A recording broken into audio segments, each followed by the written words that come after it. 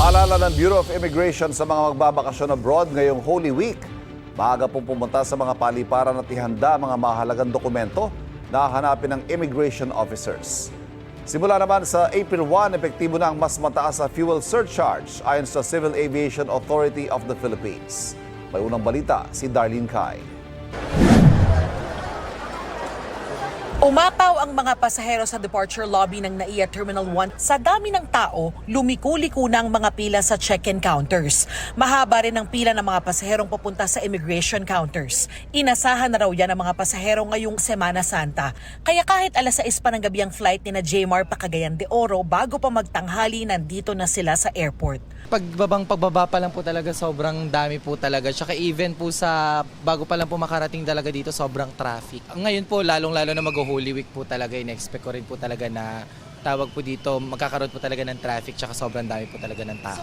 Walang humpay ang pagdating ng mga pasahero sa buong maghapon. Karamihan sa nakausap namin, ilang buwan ang nakaplano ang pagbiyahe o pagbabakasyon gaya ng mag-asawang sina Aiza at Erickson na papuntang Davao. Sobrang struggle, sobrang din siya, sobrang ang laki ng kailangang budget. Sa normal, nakakabook kami, dalawa na is around 3.5. Pero ngayon, yung nabook namin is 7.6. So kalahati, so doble talaga yung naging increase. Pikit mata na lang din si Kathy sa sobrang mahal ng inabot ng kanilang pamasahe pa Thailand kung saan sila magbabakasyon ngayong Holy Week. Tig 35,000 piso raw kada tao ang binayaran nila para sa round-trip tickets pa Thailand. Walang magawa.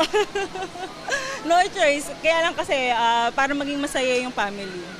Epektibo na sa Miyerkules o April 1 ang pagtataas ng fuel surcharge para sa domestic at international flights dahil pa rin sa pagtaas ng presyo ng produktong petrolyo.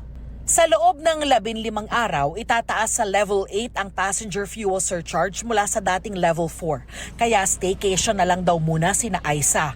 Bukod sa mahal na petrolyo, maraming bilihin na rin daw ang nagtaas ng presyo. Dati, pwede kang pumunta sa ibang lugar, pero ngayon dito lang. Team bahay na lang din daw sina Aiza pagdating sa Davao.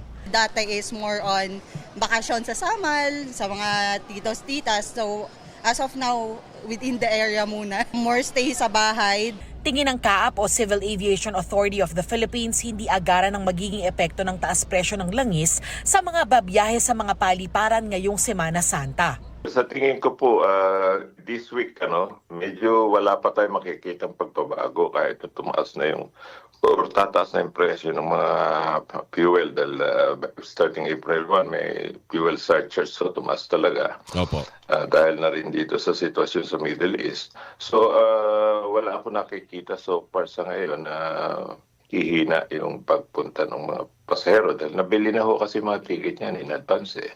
Pero mula Abril ay posibleng bumaba raw ang bilang ng mga babiyahe palabas ng bansa. I think medyo bababa ng konti dito sa international.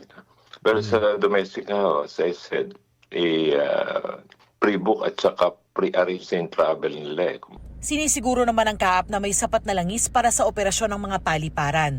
Samantala, epektibo sa Miyerkules ang tapya sa aeronautical fees na binabayaran ng mga airline at service charges na binabayaran ng mga pasahero alinsunod sa utos ng CAAP at DOTR para raw ito magbigay ginhawa sa mga airline at pasahero sa gitna ng tumataas na presyo ng petrolyo. Ito ang unang balita. Darlene Kai para sa GMA Integrated News.